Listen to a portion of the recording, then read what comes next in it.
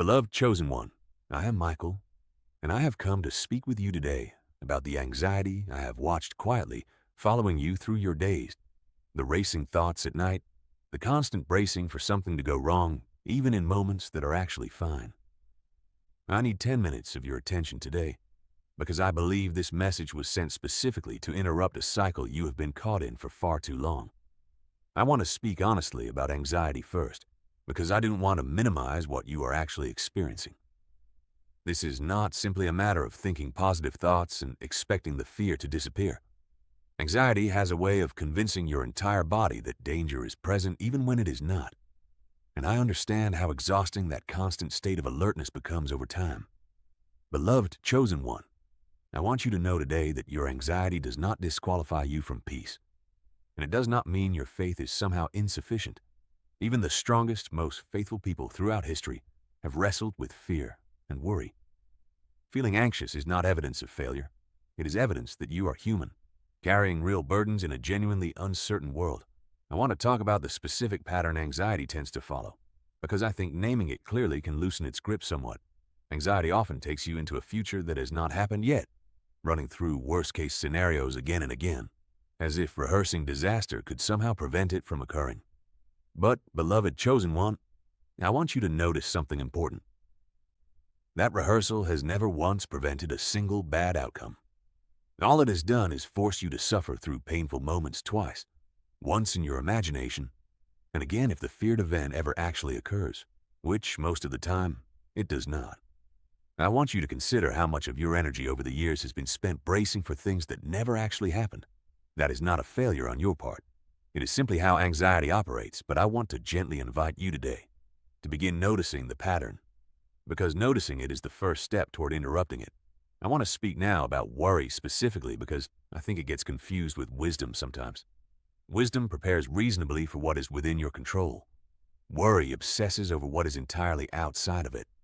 The difference matters, beloved chosen one, because so many people believe that if they simply worry hard enough, long enough, thoroughly enough, they will somehow protect themselves or the people they love from harm.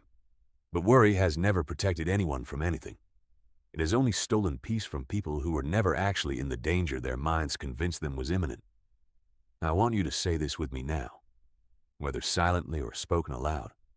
My anxiety does not define me, and it does not disqualify me from peace. I release the burden of trying to control outcomes that were never mine to control in the first place. I choose to prepare wisely for what is within my power and release the rest into hands greater than my own. My body can be calm even when my circumstances are uncertain, because my peace was never meant to depend on certainty in the first place. I want to speak to something specific that anxiety often does, the way it convinces you that you are the only one holding everything together. That if you stop worrying, stop monitoring, stop bracing, everything will fall apart. Beloved chosen one, I want you to gently release that belief today. You were never meant to carry the entire weight of every outcome by yourself. That is an exhausting, impossible standard that was never actually placed on you by anyone except your own anxious mind. I also want to speak to the physical toll anxiety takes, because I think this often gets overlooked in conversations about faith and fear. Chronic anxiety affects your sleep, your body, your ability to be fully present in the good moments of your life, not just the difficult ones. If you have been living in a near constant state of tension, I want you to know that seeking support, whether through prayer, through trusted people in your life, or through professional help, is not a sign of weak faith.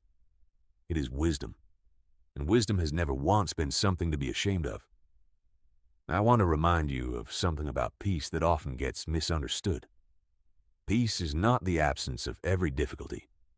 Beloved chosen one, if you are waiting for every circumstance to resolve before you allow yourself to feel calm, you may be waiting for the rest of your life, because circumstances rarely stay resolved for long before the next challenge arrives.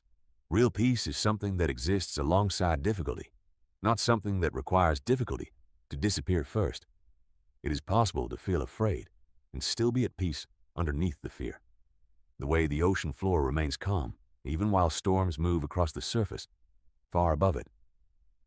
I want to speak to the specific fear of the future that so many of you carry. The anxiety about what tomorrow holds, next month, next year. Decisions that have not been made yet. outcomes that have not been determined yet. Beloved chosen one, you were never designed to carry tomorrow's weight on today's shoulders. Today has enough of its own to manage without also being burdened by every possible version of tomorrow your anxious mind can imagine.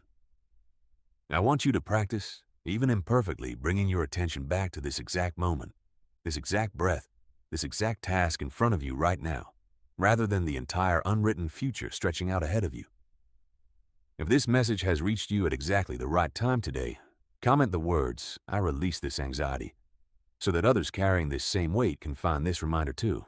I also want to offer something practical today, not as a replacement for the deeper spiritual truth I have been sharing, but alongside it.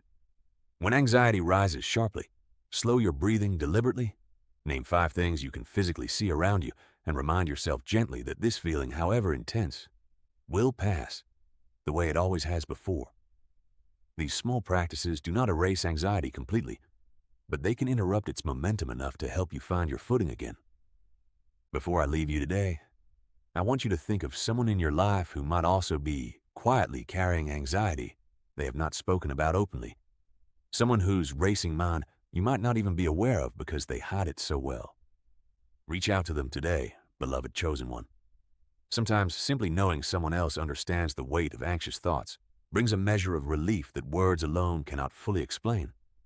You are not failing because you feel anxious. You are not disqualified from peace because your mind sometimes races faster than you would like.